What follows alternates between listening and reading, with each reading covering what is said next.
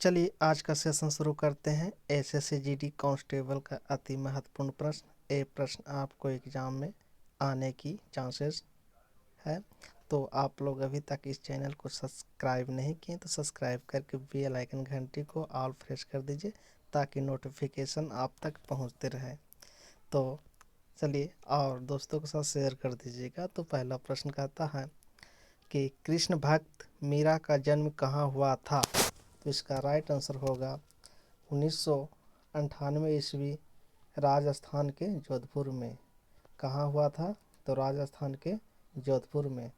या तो पूछ दिया कृष्ण भक्त मीरा का जन्म कब हुआ था, तो 1948 ईस्वी में। कहाँ पूछेगा तो कब क्या बताना है? राजस्थान के जोधपुर में। अगला प्रश्न है आवारा मसीहा मेरा वतन धरती अब घूम रही है किनकी कृतियाँ हैं। आवारा मसीहा मेरा वतन धरती अब घूम रही है किनकी कृतियाँ हैं। तो ये किनकी कृतियाँ हैं? तो इसका सही आंसर होगा विष्णु प्रभाकर जी का। आवारा मसीहा मेरा वतन धरती अब घूम रही है किनकी कृतियाँ हैं? विष्णु प्रभाकर जी का। अगला प्रश्न है सूरदास जी को किस रस के सम्राट माने जाते हैं। तो इसका सही आंसर होगा बतसले रस का। सूरदास जी को किस रस के सम्राट माने जाते थे? बतसले रस को। सूरदास भक्ति काल के कवि माने जाते थे। प्रश्न आपको ऐसे भी पूछ सकता है कि सूरदास किस काल के कवि माने जाते थे? तो भक्ति काल के। ध्यान रखिएगा। और चलिए अगला प्रश्न है फणीश्वर नाथ रेणु जी ने हिंदी में किस प्रकार की कथा का सूत्रपात किया था। तो अंचालिक कथा। किस प्रकार के कथा? तो अंचालिक कथा। यानी फर्नीचर नाथ रेणु ने अंचालिक कथा का सूत्रपात किया था। अगला प्रश्न है भोर का तारा क्या है। तो एकांकी। भोर का तारा एकांकी। अगला प्रश्न है मीराबाई के पिता का नाम क्या था। तो मीराबाई के पिता का नाम राठौर रत्न सिंह। नेक्स्ट प्रश्न है विद्यापति का जन्म कहाँ हुआ था। तो विद्यापति का जन्म बिपसी में, बिहार के मिथिला क्षेत्र के मधुबनी जिले में पड़ता है बिस्पी, जहाँ के विद्यापति का जन्म हुआ था। कहाँ हुआ था? तो बिहार के मिथिला क्षेत्र के मधुबनी जिले में जहाँ की एक बिपसी जगह है वहाँ पर विद्यापति का जन्म हुआ था। नेक्स्ट प्रश्न है आज्ञेय किस काल के साहित्यकार थे। तो इसका आंसर होगा प्रयोगवाद काल के। आज्ञेय किस काल के साहित्यकार थे? प्रायोग्यवाद काल के। अगला प्रश्न है सुनो कारीगर प्रकाश जी का किस विधा की रचना है। सुनो कारीगर प्रकाश जी का किस विधा की रचना है? तो काव्य संग्रह। इसका क्या आंसर होगा? काव्य संग्रह। अगला प्रश्न है नागा अर्जुन जी का मूल नाम क्या था।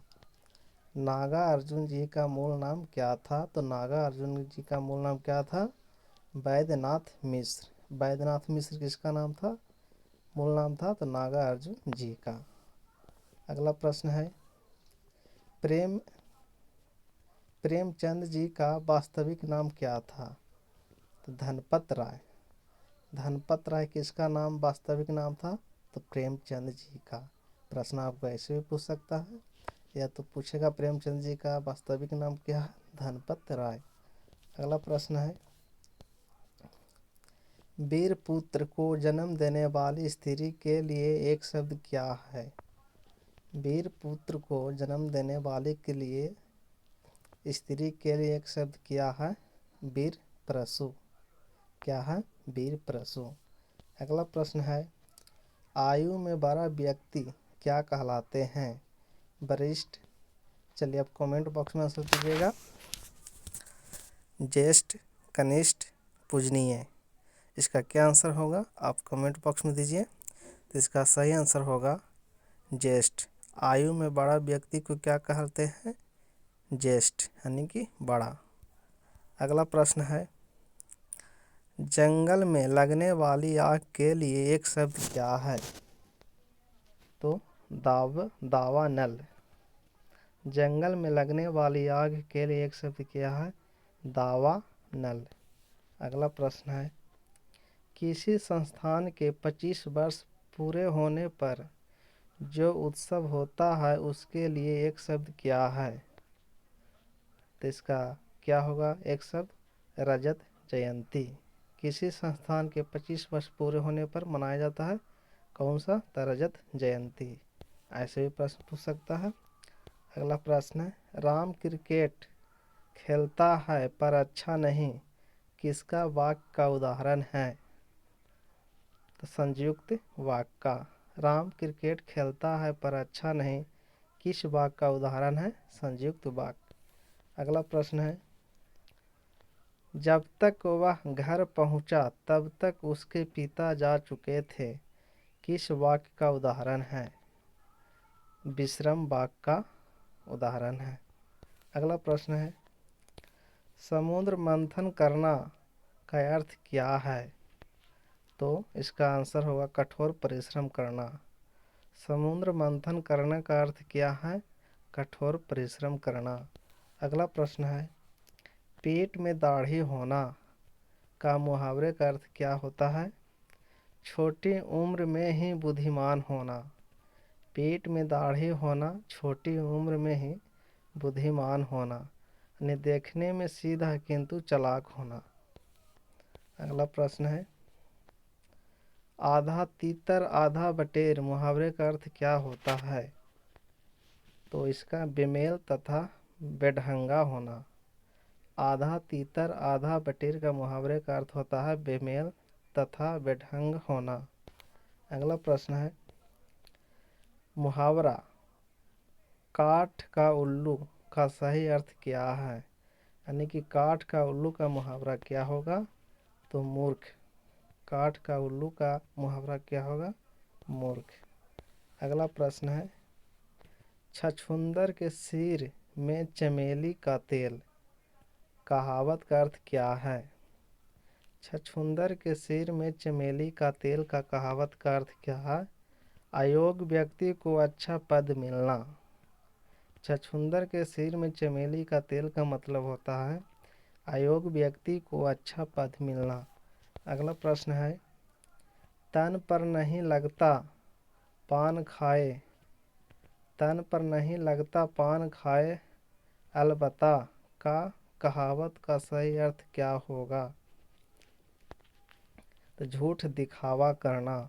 तन पर नहीं लगता पान खाए अलावता का कहावत क्या होगा? झूठा दिखावा करना। अगला प्रश्न है, खरबूजे को देख खरबूजा रंग बदलता है, इस लोकोगीत का अर्थ क्या है? तो इसका होगा संगीत का प्रभाव अवश्य पड़ता है। खरबूजों को देख खरबूजा रंग बदलता है, इसका अर्थ होगा कि संगीत का प्रभाव अवश्य पड़ता है। अगला प्रश्न है, संगम का सही संधि विच्छेद क्या होगा? संगम का सही संधि विच्छेद क्या होगा? तो इसका आंसर कमेंट बॉक्स में दीजिए। ए में सम जोड़ गम, बी में सम जोड़ गम, सी में संड जोड़ गम, डी में सन जोड़ गम। तो इसका सही आंसर होगा बी, समम जोड़ गम। अगला प्रश्न है, उपसर्ग प्रयोग होता है शब्द के आगे या शब्द के पीछे? इसका सही आंसर होगा शब्द के आगे। उपसर्ग का प्रयोग कहाँ कहाँ होता है? शब्द के आगे या पीछे? तो शब्द के आगे। अगला प्रश्न है, जिसे भुलाया ना गया हो उसे क्या कहा जाता है? जिसे भुलाया ना गया हो उसे क्या कहते हैं? अनाहुत। इसका आंसर क्या होगा? अनाहुत। अगला प्रश्न है, आशा से बहुत अधिक के लिए एक शब्द क्या होगा? तो आशातीत। आशा से बहुत अधिक के लिए एक शब्द क्या होगा? आशातीत। अगला प्रश्न है, हिंदी भाषा की बोलियों के वर्गीकरण के आधार पर छत्तीसगढ़ी बोली किसके अंतर्गत आती है? हिंदी भाषा के बोलियों के वर्गीकरण के आधार पर छत्तीसगढ़ी बोली किसके अंतर्गत आती है? तो इसकी आंसर होगा पूर्वी हिंदी के। पूर्वी हिंदी के। अगला प्रश्न है, भाग बृहदिता का सही संधि विच्छेद क्या होगा? तो इसका होगा भागवत जोर गीता। अगला प्रश्न है, मनोरम का सही संधि विच्छेद क्या होगा? तो मन जोर राम। अगला प्रश्न है, संज्ञा शब्द अर्थ का विशेषण क्या होगा? तो संज्ञा शब्द का अर्थ आर्थिक होगा। संज्ञा शब्द का विशेषण क्या होगा? आर्थिक। अगला प्रश्न है, गीता हाथ से मारती है, इस वाक्य में कौन सा कारक है? गीता हाथ से मारती है, इस वाक्य में कौन सा कारक है? तो करण कारक। अगला प्रश्न है, संस्कृत के आकारांत शब्द होते हैं, तो स्त्रीलिंग। संस्कृत के आकारांत शब्द होते हैं स्त्रीलिंग। अगला प्रश्न है, उसने कहा कि मैं कल तुम्हारे घर जाऊंगा, यह कौन सा वाक्य है? तो इसका सही आंसर होगा मिश्र वाक्य। नेक्स्ट प्रश्न है, अटका बनिया दे उधार मुहावरे का सही अर्थ क्या होगा? बेचारगी में कष्ट सहना। अटका बनिया दे उधार मुहावरे का सही अर्थ क्या होगा? बेचारगी में कष्ट सहना। अगला प्रश्न, व्योम शब्द का अर्थ क्या है? तो आकाश। व्योम शब्द का अर्थ क्या है? आकाश। अगला प्रश्न है, ऐसा अकाल जिसमें भिक्षा भी ना मिले क्या कहलाता है? दुर्भिक्षा। ऐसा अकाल जिसमें भिक्षा भी ना मिले क्या कहलाता है? दुर्भिक्षा। अगला प्रश्न है, व्यर्थ में किन वर्णों की संधि हुई है? तो इसका आंसर कमेंट बॉक्स में दीजिएगा। और अभी तक आप इस चैनल को सब्सक्राइब नहीं किया तो सब्सक्राइब करके बेल आइकन घंटी दबा दीजिए। इसका आंसर कमेंट बॉक्स में दीजिए। तो ऑप्शन नंबर हो जाएगा डी, ई जोर आ। व्यर्थ में किन वर्णों की संधि हुई थी? ई जोर आ। चलिए अगला प्रश्न है, सूर्योदय से पूर्व का समय क्या कहलाता है? तो इसका राइट आंसर होगा उषा काल। सूर्योदय से पूर्व का समय क्या कहलाता है? उषा काल। अगला प्रश्न है, सबसे अधिक बोले जाने वाला भारत में भाषाई समूह कौन है? तो इसका सही आंसर होगा इंडो आर्य। नेक्स्ट प्रश्न है, भारत में पहला राष्ट्रीय हिंदी संग्रहालय किस स्थान पर स्थापित किया जा रहा है? तो इसका राइट आंसर होगा आगरा। नेक्स्ट प्रश्न, भारत के प्रथम राष्ट्र कवि का नाम बताएं। तो क्या था? मैथिली शरण गुप्त। भारत के प्रथम राष्ट्र कवि का नाम क्या था? मैथिली शरण गुप्त। अगला प्रश्न है, हिंदी का प्रथम एकांकी किसे माना जाता है? तो इसका राइट आंसर एक घूंघट। यह जय शंकर प्रसाद सिंह का रचना है। अगला प्रश्न, कलम के सिपाही के नाम से कौन जाने जाते हैं? इसका राइट आंसर मुंशी प्रेमचंद को कहा जाता है कलम के सिपाही। अगला प्रश्न है, कलम के जादूगर किसे कहा जाता है?